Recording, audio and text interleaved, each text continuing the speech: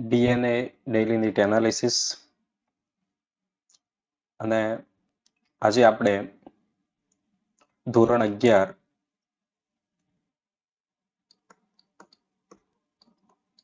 ધોરણ 12 11 નહીં ધોરણ 12 એની અંદર પ્રકરણ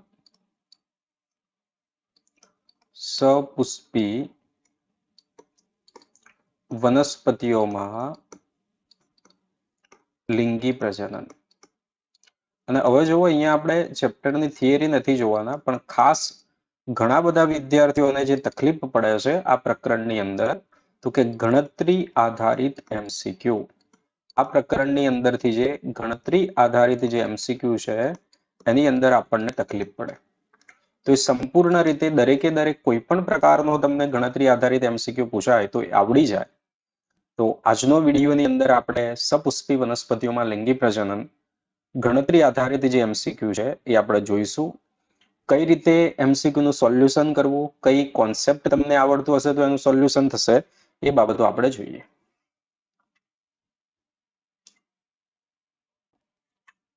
હવે જુઓ પહેલો જે અહીંયા એક MCQ છે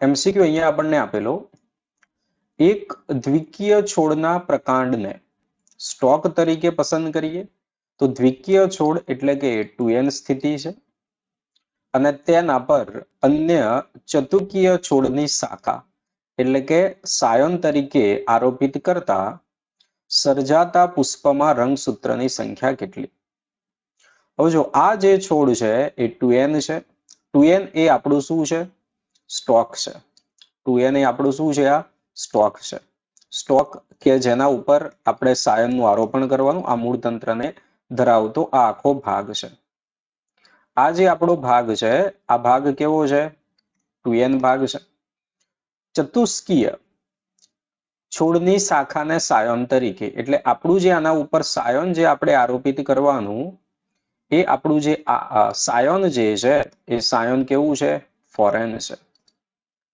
આરોપિત કરતા સર્જાતા પુષ્પમાં રંગસૂત્રની સંખ્યા કેટલી પુષ્પનું જે નિર્માણ થવાનું તો આ સાયનનો ભાગ છે અહીંયા આ પુષ્પનું નિર્માણ થયું દાખલા તરીકે સાયનનો ભાગ ફોરેન છે તો પુષ્પનું પણ જે નિર્માણ થવાનું તો પુષ્પની અંદર પણ પ્લોઇડી બરાબર પુષ્પની અંદર પણ પ્લોઇડી જેટલી સાયનની અંદર હશે એટલી જ રહેવાની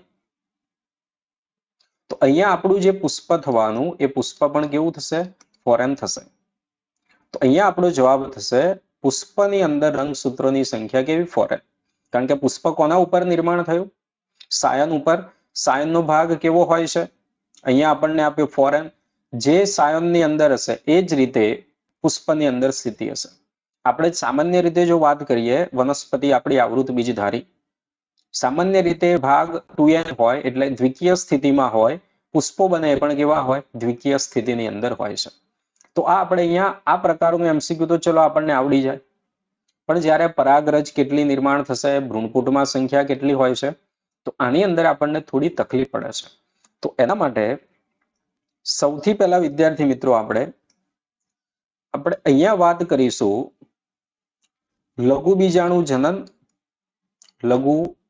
જનન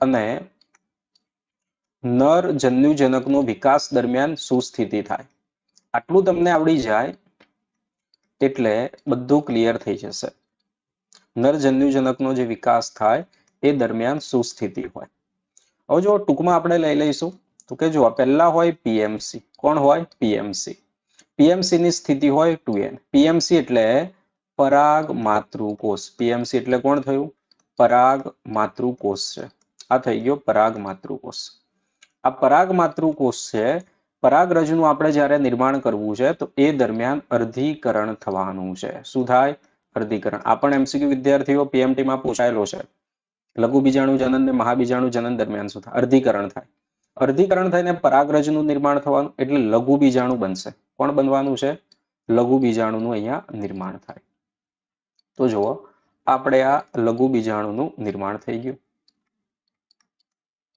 આ બની ગયા લઘુ બીજાણુ હવે અર્ધીકરણ થયું એટલે અહીંયા જે પણ જે સંખ્યા હશે આ કેવા થઈ ગયા ભાઈ? n થઈ ગયા. કેવા થઈ ગયા? n. આ કેવા હતા? 2n હતા. બીજું, એક પરાગ માતૃકોષ છે તો એક પરાગ માતૃકોષની અંદરથી કેટલા લઘુ બીજાણુ બનવાના? 4.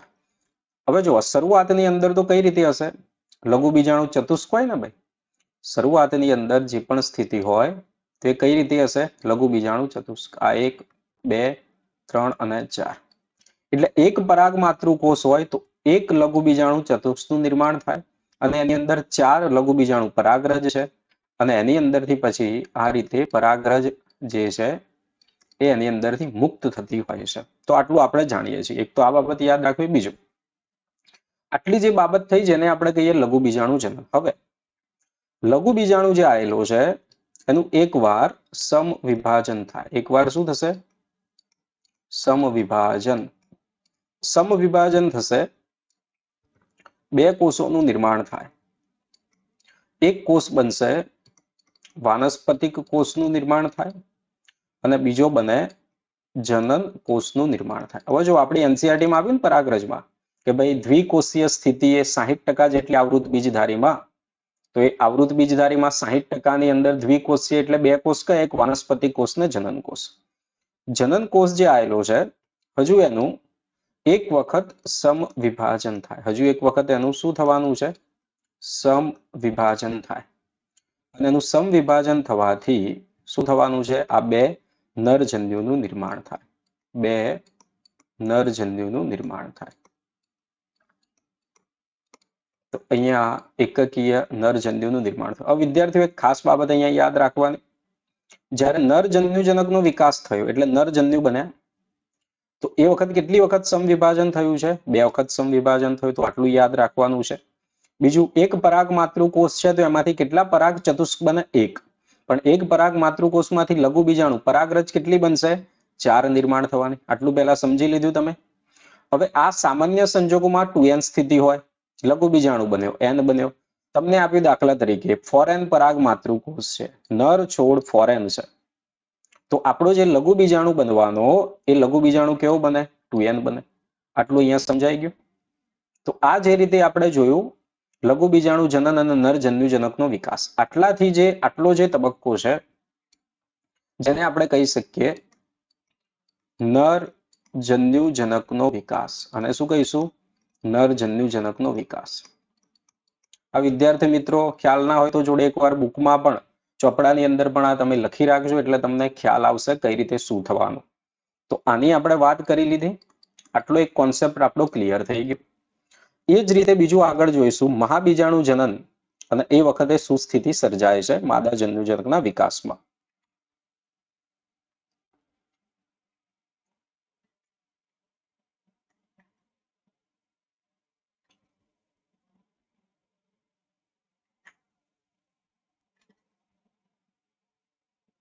માદા જન્યુજનકના વિકાસની અંદર શું સ્થિતિ સર્જાય? હવે આપણે અહીંયા જોઈએ મહાબીજાણુ જનન, મહાબીજાણુ જનન અને માદા જન્યુજનકનો વિકાસ. આટલી બાબતો તમને ખબર પડી જશે એટલે કોઈ પણ ગણતરી આધારિત MCQ છે આવડી જશે. અને આપણે વિડીયોની અંદર અહીંયા ગણતરી આધારિત MCQ પણ આ કોન્સેપ્ટ ક્લિયર થાય એટલે જોઈ લઈશું એટલે ખબર પડશે. મહાબીજાણુ જનન જે થવાનું છે તો કોણ હોય? MMC. મહાબીજાણુ માતૃકોષ કહીશું. શું કહીશું આપણે? મહાબીજાણુ માતૃકોષ. મહાબીજાણુ માતૃકોષ પણ કેવો હશે? 2n હશે. આ મહાબીજાણુ માતૃકોષનું શું થવાનું છે ભાઈ? અર્ધીકરણ થવાનું. શું થવાનું? અર્ધીકરણ. કેટલા મહાબીજાણુ બનશે? 4 મહાબીજાણુ બનવાના. કેટલા બનવાના? 4 મહાબીજાણુ. હવે બની ગયા અહીંયા 4 મહાબીજાણુ. તો જુઓ આ 4 અહીંયા મહાબીજાણુનું શું થયું? નિર્માણ થયું. હવે જુઓ મોનોસ્પોરિક વિકાસ થશે તો આપણને ખ્યાલ છે આ 4 ની અંદરથી 3 શું થવાના છે? અવનત પામશે. 3 નો શું થઈ જવાનો? નાશ થઈ ગયો. એક જ મહાબીજાણુ સક્રિય રહેશે. એટલે જુઓ એક મહાબીજાણુ માતૃકોષ હોય તો એની અંદરથી એક જ સક્રિય મહાબીજાણુ બનશે. આટલી જે ક્રિયા થઈ આને આપણે કહીશું મહાબીજાણુ જનન, અને આપણે શું કહીશું? મહાબીજાણુ જનન. હવે જો આ જે મહાબીજાણુ છે, આ એક જે મહાબીજાણુ છે, આવી ગયો સક્રિય મહાબીજાણુ. હવે એનું શું થવાનું? એકવાર સમવિભાજન થશે. જો મનોસ્પરિક વિકાસ બની ગયા ને તમે, એકવાર સમવિભાજન થાય, એકમાંથી આ બે બની ગયા. હજુ એક વખત સમવિભાજન થશે તો અહીંયા બે માંથી કેટલા બની જશે? 1 2 3 4 કોષ કેન્દ્રો બન્યા. હજુ એક વખત સમવિભાજન થશે અને આ સમવિભાજન થવાથી કેટલા બની જશે? 8. 1 2 3 4 8 બની ગયા. હવે 8 નું આયોજન થવાનું, અને 8 ના આયોજન થવાથી, એ 8 નું આયોજન થવાથી આ બાજુ અહીંયા લખું છું, દર્શાવું છું. આ 8 નું જે આયોજન થશે, એ 8 નું આયોજન થવાથી ભ્રૂણપુટ બને. અને ભ્રૂણપુટમાં અહીંયા આ સહાયક કોષ, અંડકોષ, દ્વિતીય કોષ કેન્દ્ર છે, અને 3 જે આપણે આવેલા છે એ 3 કોણ છે? પ્રતિધ્રુવી કોષ. આ 3 થઈ ગયા પ્રતિધ્રુવીય કોષ. પ્રતિધ્રુવી કોષ. વિડીયોને આખો જોશો એટલે ખ્યાલ આવશે. આ છે દ્વિતીય કોષ કેન્દ્ર, તો આ થઈ ગયું આપણું દ્વિતીય કોષ કેન્દ્ર. આ થઈ ગયું એક આપણો અંડકોષ. આટલો કોન્સેપ્ટ તમને આવડશે તો જેટલા પણ ગણતરી આધારિત MCQ છે આવડી જશે. હું થિયરીને અહીંયા વાત કરતો નથી, ખાલી આટલું જોઈએ ને તો પાછો આખો વિડીયો થઈ જશે થિયરી માટે. હવે જો મહાબીજાણુ માતૃકોષ 2n છે. મહાબીજાણુ કેવો થયો? n અહીંયા છે. 3 વખત સમવિભાજન થયું અને આ આપણો બની ગયો છે ભ્રૂણપુટ. હવે ભ્રૂણપુટમાં સ્થિતિ, અંડકોષ કેવો છે? n છે. સહાયક કોષ n છે. દ્વિતીય કોષ કેન્દ્ર 2n છે. પ્રતિધ્રુવી કોષ કેવો છે? n. હવે માની લો આપણને MCQ માં કહ્યું કે માદા છોડ 6n છે. માદા છોડ કેવો છે? 6n. આટલો ચાર્ટ આવડે એટલે તમને ખબર પડી જાય મહાબીજાણુ છે એ કેવો થવાનો? 3n થવાનો. હવે સહાયક કોષ જુઓ, માદા છોડ 6n છે, મહાબીજાણુ 3n છે, તો સહાયક કોષ કેવો થાય? જ્યારે આ 2n હતો તો n થઈ ગયો, સંખ્યા અડધી થઈ ગઈ. તો જ્યારે 6n હોય તો આ કેવો થવાનો? 3n થાય. અંડકોષ પણ કેવો થાય? 3n થાય. જ્યારે જો દ્વિતીય કોષ કેન્દ્ર એ કેવું હોય? 6n રહેવાનું. પ્રતિધ્રુવી કોષ કેવો થાય? પ્રતિધ્રુવી કોષ 3n હશે. આટલું સમજી ગયા? આ પણ જોડે બુકની અંદર તમે ઉતારી લો, ચોપડાની અંદર લખી લો એટલે તમને ખબર પડશે. તો આ બે કોન્સેપ્ટ આપણને હોય. બીજું MCQ માટે યાદ રાખજો, 3 વખત સમવિભાજન થયું. સમવિભાજન કેવું છે? મુક્ત કોષ કેન્દ્રીય. સમવિભાજન કેવું છે? મુક્ત કોષ કેન્દ્રીય. આ ખાસ યાદ રાખજો. બીજું ભ્રૂણપુટમાંથી વાત આવી એટલે આપણે MCQ પણ એક થાય. ટોટલ કેટલા કોષો થયા? 6 7 માંથી 6 કોષ દિવાલ વડે આવૃત છે. કોણ આવૃત નથી એવું તમે કોમેન્ટની અંદર જણાવજો. આપણને નેટની અંદર પૂછાય, કારણ કે બાબત હજુ એ પ્રકારનો MCQ નથી. તો જુઓ, મહાબીજાણુ જનન, માદા જન્યુજનકનો વિકાસ, અને લઘુ બીજાણુ જનન અને જન્યુજનકનો વિકાસ. આટલા કોન્સેપ્ટ ક્લિયર થઈ ગયા. હવે કોઈ પણ MCQ આપણે જોઈશું તો આવડી જશે. જુઓ,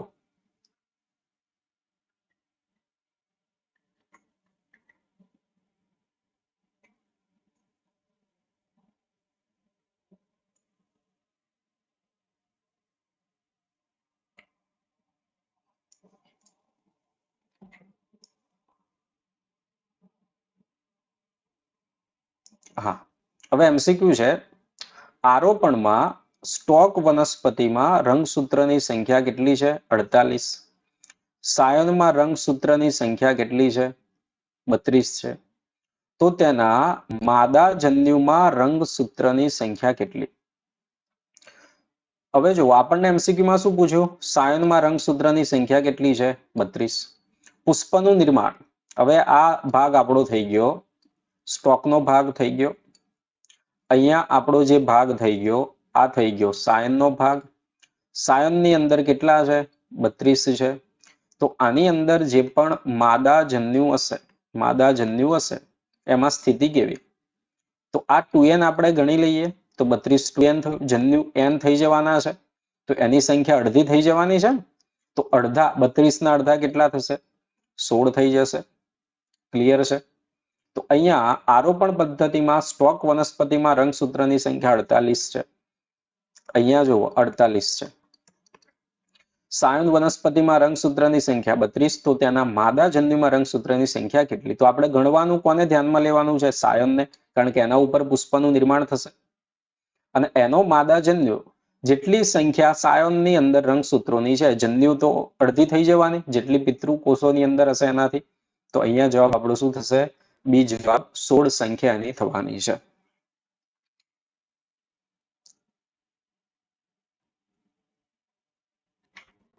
આગળનો એમસીક્યુ થોડુંક અહીંયા તકલીફ થાય છે એટલા માટે.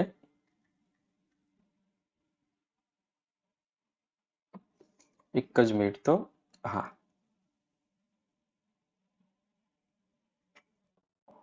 Next slide. નર વનસ્પતિમાં 44 રંગસૂત્રો, માદાની અંદર 66 રંગસૂત્રો. તો ફલન બાદ વિકસતા ભ્રૂણપોષમાં રંગસૂત્રોની સંખ્યા કેટલી? હવે જો એક નર જન્યુ જે આવેલો હોય, એક નર જન્યુ કોની સાથે જોડાય? અંડકોષ સાથે જોડાય અને કોનું નિર્માણ કરે છે? યુગ્મનજનું નિર્માણ કરે. નર જન્યુ n, અંડકોષ n, તો યુગ્મનજ 2n. એમાંથી બનતો જે ભ્રૂણ છે એ ભ્રૂણ પણ કેવું બને? 2n બને. બીજો નરજન્યુ બેવડું ફલન જે થાય એની અંદર એ કોની સાથે જોડાય? દ્વિતીય કોષ કેન્દ્ર સાથે જોડાય એવું કહીશું આપણે. એની અંદર જોડાવાનો અને આપણે જે નિર્માણ કર્યું પેન, નરજન્યુ n, દ્વિતીય કોષ કેન્દ્ર 2n, પેન કેવો થવાનો? 3n. અને આની અંદરથી કોણ બને છે? આપણે ભ્રૂણપોષનું નિર્માણ થાય. કોનું નિર્માણ થાય? ભ્રૂણપોષ. તો ભ્રૂણપોષ આપણો બનવાનો એ કેવો બને? 3n બને. ભ્રૂણપોષ કેવો બનશે? 3n. હવે નર વનસ્પતિમાં 44 રંગસૂત્રો છે, માદા વનસ્પતિની અંદર 66 રંગસૂત્રો હોય, તો ભ્રૂણપોષની અંદર સ્થિતિ કેટલી થવાની છે? તો જુઓ અહીંયા તમારે શું કરવાનું છે? દ્વિતીય કોષ કેન્દ્ર 2n છે, ભ્રૂણપોષ કેવો હોવાનો? 3n હોવાનો. નર જન્યુના રંગસૂત્રો 44, તો એના જન્યુ 44 ના અડધા સ્થિતિ થશે અહીંયા. દ્વિતીય કોષ કેન્દ્ર 2n છે, અહીંયા 3n. બરાબર. તો જવાબ આપણો શું આવે? ગણતરી જોવો તમે, કરી જુઓ એટલે તમને ખબર પડશે. બરાબર. માદા વનસ્પતિની અંદર 66 રંગસૂત્રો, આ જો 2n સ્થિતિ થઈ હોય તો 3n સ્થિતિ આપણે કેટલી આવશે? આ તમે જવાબ ગણતરી કરો અને કોમેન્ટ બોક્સની અંદર આનો તમે જણાવજો, એટલે મને ખ્યાલ આવે કે તમને આવડ્યું છે કે નહીં. નર વનસ્પતિમાં 44 રંગસૂત્રો છે, તો એના અડધા સંખ્યા થઈ જવાની નરજન્યુની અંદર, તો અડધી સંખ્યા લખો અહીંયા. દ્વિતીય કોષ કેન્દ્રની અંદર, બરાબર, એ તો અહીંયા 66 લખવા પડશે આપણે. 66 44 ના અડધા કેટલા થાય ભાઈ? 44 ના અડધા કેટલા થાય એ તમે ગણો. અને પછી 3n થવાનું, એટલે આપણે કેટલી સંખ્યા થશે? 88 થશે. કેટલી થશે? 88 સંખ્યા થવાની છે. 22 થવાના, 22 દુ 44, 44 અને બીજા 88, એ રીતે એનો જવાબ થશે સંખ્યા, કારણ કે કેવું હોય છે? 3n હોય છે. બરાબર. Next MCQ.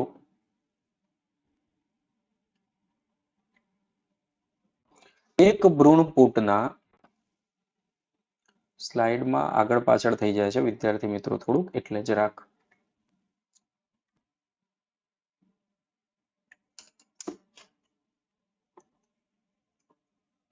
એક ભ્રૂણપૂટના સહાયક કોષમાં રંગસૂત્રની સંખ્યા 8 છે. તેમાંથી ફલન બાદ નિર્માણ પામતા એક દળી બીજના સમિતાયા સ્તરના કોષમાં રંગસૂત્રની સંખ્યા કેટલી? 8, 16, 24 કે 32?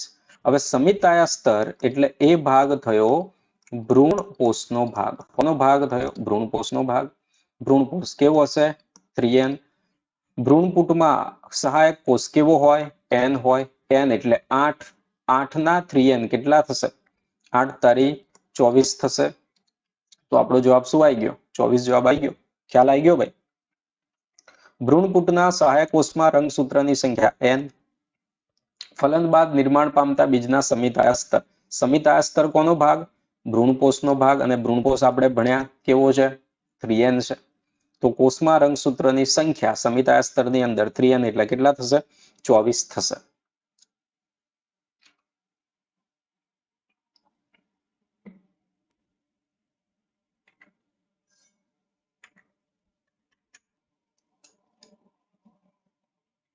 સ્લાઇડ થોડીક વિદ્યાર્થીઓ આગળ પાછળ થઈ જાય એટલે થોડીક તકલીફ છે. હવે જો આ પણ MCQ 400 બીજના નિર્માણ માટે કેટલા લઘુ બીજાણુ માતૃકોષ જરૂરી છે? લઘુ બીજાણુ માતૃકોષ એટલે PMC. કેટલા? લઘુ બીજાણુ માતૃકોષ એટલે શું થશે? PMC. આપણે કેટલા બીજનું નિર્માણ કરવું? 400. બરાબર. તો કેટલા લઘુ બીજાણુ માતૃકોષ અથવા તો પરાગ માતૃકોષની જરૂર આપણે પડે? હવે જો આપણે ભણી ગયા એક PMC છે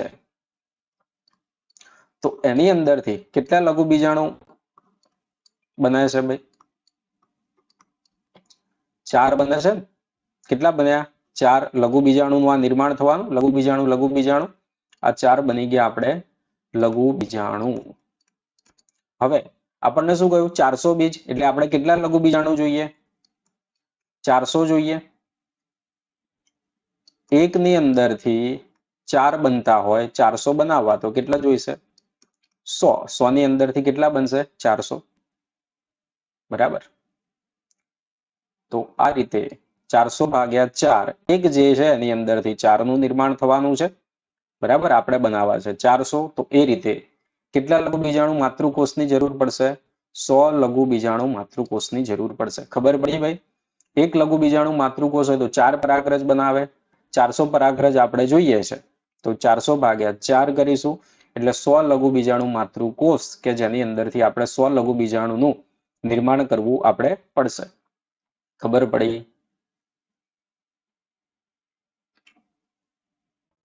આગળનો MCQ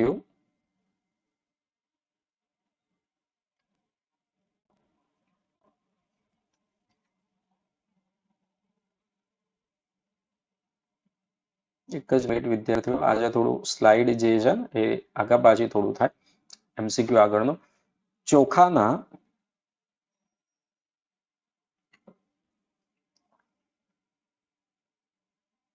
100 દાણા આપણને કહ્યું MCQમાં ચોખાના 100 દાણાના નિર્માણ માટે કેટલા અર્ધીકરણ જરૂરી છે? હવે જો આપણે ભણ્યા અત્યારે જ આગળ જે કોન્સેપ્ટ ક્લિયર કર્યો, અર્ધીકરણ ક્યારે થાય? લઘુ બીજાણુ જનન અને મહાબીજાણુ જનન જે થવાનું છે એ દરમિયાન અર્ધીકરણની ક્રિયાવિધિ આપણે થાય છે. તો આ PMC જે આવેલું છે અર્ધીકરણ થયું અને આ શું બની ગયું? આપણે લઘુ બીજાણુનું નિર્માણ થઈ ગયું. બરાબર. અર્ધીકરણ વનસ્પતિની અંદર ક્યારે થાય? લઘુ બીજાણુ જનન અને મહાબીજાણુ જનન. ચોખાના 100 દાણાનું નિર્માણ કરવું તો 100 આપણે કોણ જોઈશે? 100 લઘુ બીજાણુની જરૂર પડશે અને 100 કોણ જોઈશે? બીજું 100 જોઈશે આપણે મહાબીજાણુ. મહાબીજાણુ આપણે કેટલા જોઈશે? 100 મહાબીજાણુની આપણે જરૂરિયાત રહેવાની છે. હવે જુઓ લઘુ બીજાણુ બને એકની અંદરથી હમણાં જ આપણે વાત કરી કેટલા બનશે? 4 બનવાના. તો 100 આપણે લઘુ બીજાણુ જોઈએ. એક જે PMC આપણો આવેલો છે એની અંદરથી એક વખત અર્ધીકરણ થઈને 4 લઘુ બીજાણુનું નિર્માણ થયું. બરાબર. એક વખત અર્ધીકરણ થઈને કેટલા બન્યા? 4. તો 100 આપણે લઘુ બીજાણુ જોઈશે. 100 કોણ જોઈશે? લઘુ બીજાણુની આપણે જરૂર પડવાની છે. તો 100 લઘુ બીજાણુ માટે 100 ભાગ્યા 4 એટલે એક તો આપણે કેટલું 25 અર્ધીકરણ કોના થયા? લઘુ બીજાણુ જનનના થયા 25 અર્ધીકરણ. અને બીજું જ્યારે મહાબીજાણુ જનન થાય MMC 2n સ્થિતિમાં છે આનું અર્ધીકરણ થઈ ગયું. અર્ધીકરણ થઈને કેટલા મહાબીજાણુ બને છે ભાઈ? 4 બને ને મહાબીજાણુ. 4 મહાબીજાણુ નિર્માણ થાય. આગળ આપણે કોન્સેપ્ટમાં ભણ્યા 4 મહાબીજાણુ આપણા બની ગયા, પણ 4 માંથી તો 3 શું થાય? નાશ પામે ને. એક જ સક્રિય રહેવાનો.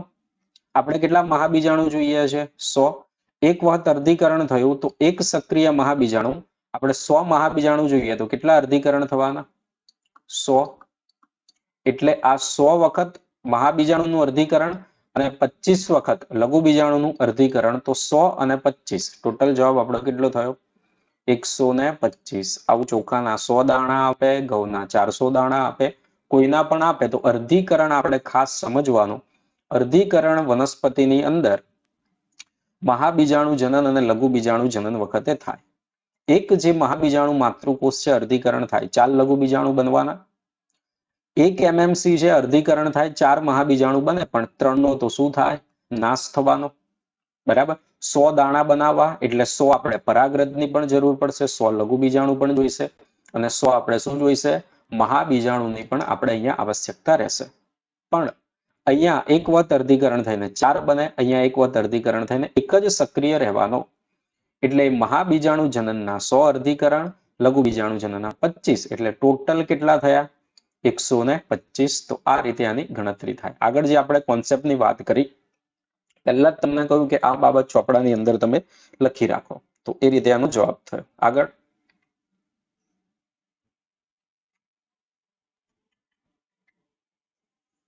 પરાગાશયમાં આપણે એમસીક્યુ ખાસ વિદ્યાર્થીઓ,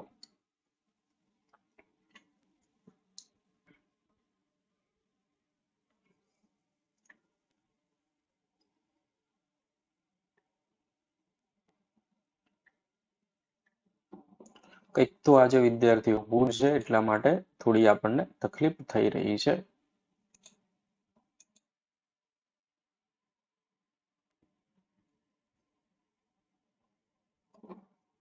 આ એમસીક્યુ હવે જોઈએ આપણે. 100 પીએમસી માંથી કેટલા પરાગ ચતુષ્નું નિર્માણ થાય? હવે અહીંયા ખાસ વિદ્યાર્થીઓ શબ્દ અગત્યનો. એમસીક્યુ માં શું કહ્યું? પરાગ ચતુષ્ક. 100 પીએમસી. પીએમસી જે આવેલો છે આપણો આ 2n છે. અર્ધીકરણ થયું, અર્ધીકરણ થયું. લઘુ બીજાણુ 4 બને, પણ શરૂઆતની અંદર આપણે કહ્યું આ કોણ બને? પરાગ ચતુષ્નું નિર્માણ થાય. આ રીતે જોડાયેલા હોય. તો 100 પીએમસી માંથી કેટલા પરાગ ચતુષ્ક બને? એક આપણી જોડે પીએમસી છે, તો આ શું બન્યું? એક પરાગ ચતુષ્ક બન્યું. પછી આ પરાગરજ આમ 4 મુક્ત થવાની છે, તરત મુક્ત નથી થવાની. આપણને એમસીક્યુ માં શું કહ્યું? 100 પીએમસી માંથી કેટલા પરાગ ચતુષ્ક બને? જો પરાગરજ કઈ હોય તો 1 માંથી 4 એટલે 400 જવાબ આવે. પણ એમસીક્યુ માં પૂછ્યું પરાગ ચતુષ્ક, તો જો કેટલા બન્યા ભાઈ? એક વખતથી 1 બન્યો, તો 100 માંથી કેટલા બનશે? 100 બનશે. તો જવાબ આપણો થાય સી, 100 પરાગ ચતુષ્કનું નિર્માણ થશે.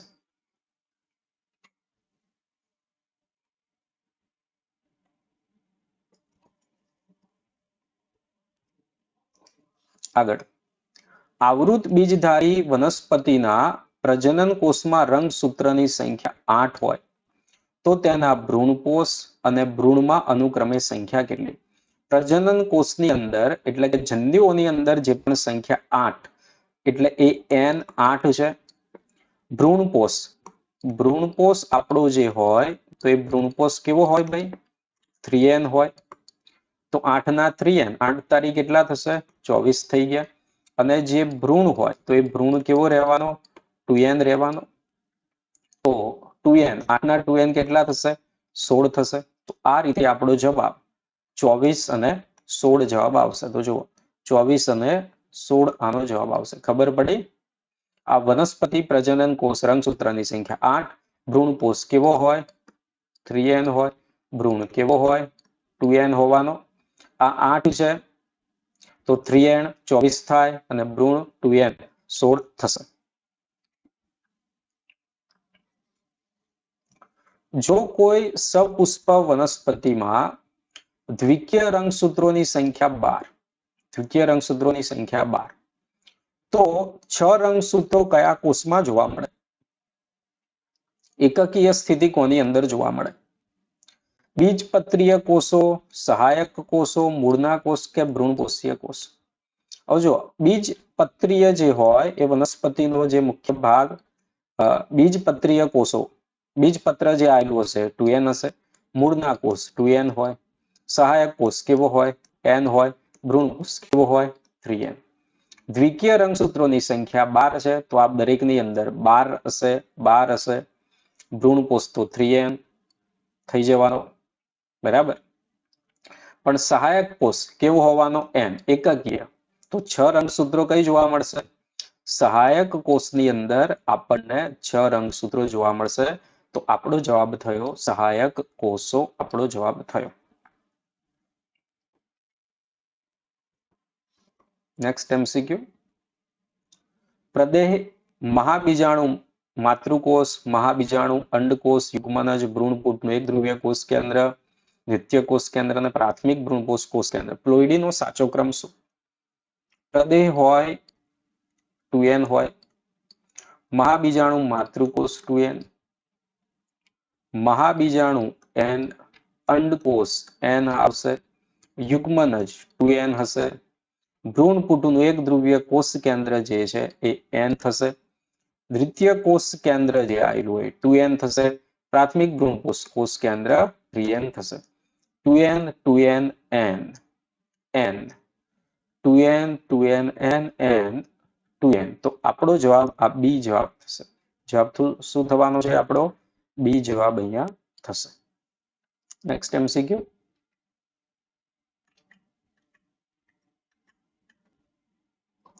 તો કંઈક તો MCQ આપણો બાકી રહી ગયો છે ભાઈ.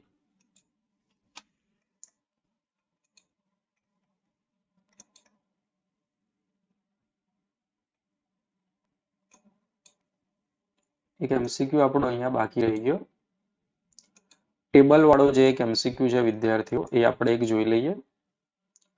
આજે થોડું સિસ્ટમ સપોર્ટની અંદર થોડી તકલીફ થાય છે એટલા માટે. તો આપણો MCQ આવી ગયો. પછી આ લાસ્ટ MCQ છે.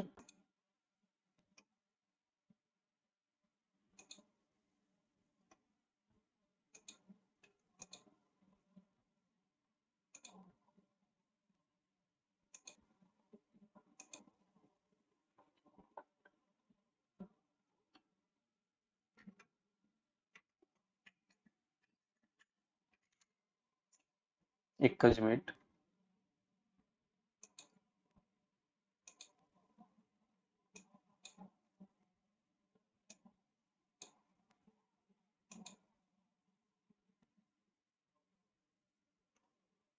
આ જે ટેબલ વાળો જે આપણો MCQ છે એ ખાલી આપણે જોઈ લઈએ. શું સ્થિતિ હોવાની છે?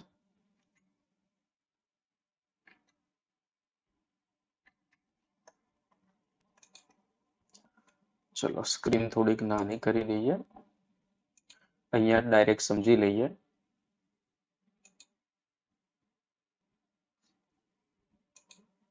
કશો વાંધો નથી ભાઈ,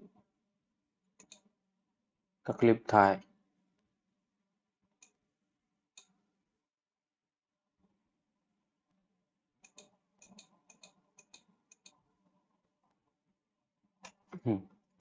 આપણને કહ્યું MCQ માં કહ્યું આપણને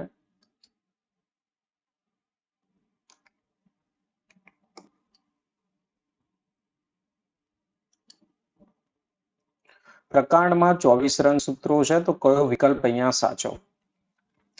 નરજન્યુ હોય તો એકકીય, તો એમાં 12 આવશે. અંડકોષ પણ એકકીય તો 12 આવે. પ્રતિદ્રુવી કોષ એકકીય 12 આવે. 10 જે હોય ને એટલે કેવું હોય? 3n હોય. આ બધા n છે. આ કેવું હશે? 3n. 12 દુ 24. પ્રકાંડમાં 2n છે તો 3n કેટલા થશે? 12 દુ 24. 12 તારી 36 થશે. 3n એટલે 36 થશે. અને યુગ્મન જે કેવો થવાનો? 24 થશે. તો આપણો અહીંયા જે જવાબ છે એ જવાબ થઈ જશે સી જવાબ થઈ જશે. તો વિદ્યાર્થી મિત્રો, DNA ડેઇલી નીટ એનાલિસિસ ચેનલની અંદર આપણે સપુષ્પી વનસ્પતિમાં લિંગી પ્રજનનના જે પણ MCQ છે એ આપણે જોયા, સોલ્વ કર્યા. કોઈ પણ હજુ ડાઉટ હોય તો એ પણ તમે મોકલજો. વધુમાં વધુ વિદ્યાર્થીઓને તમે MCQ પહોંચાડજો, જેથી જે પણ આપણે જે કોન્સેપ્ટની આજે વાત કરી એ પણ દરેક વિદ્યાર્થીને ક્લિયર થાય. ચેનલને સબસ્ક્રાઇબ કરો, શેર કરો. વધુમાં વધુ આપણે MCQ ની પ્રેક્ટિસ કરાવીશું. All the best. Thank you. અને ખાસ ચિંતા કર્યા વગર વધુમાં વધુ તમે રિવિઝન કરો. બાયોલોજીની અંદર ધોરણ 11, 12ના પ્રકરણ રિવિઝન કરો. રિઝલ્ટ આવશે ને આવશે જ.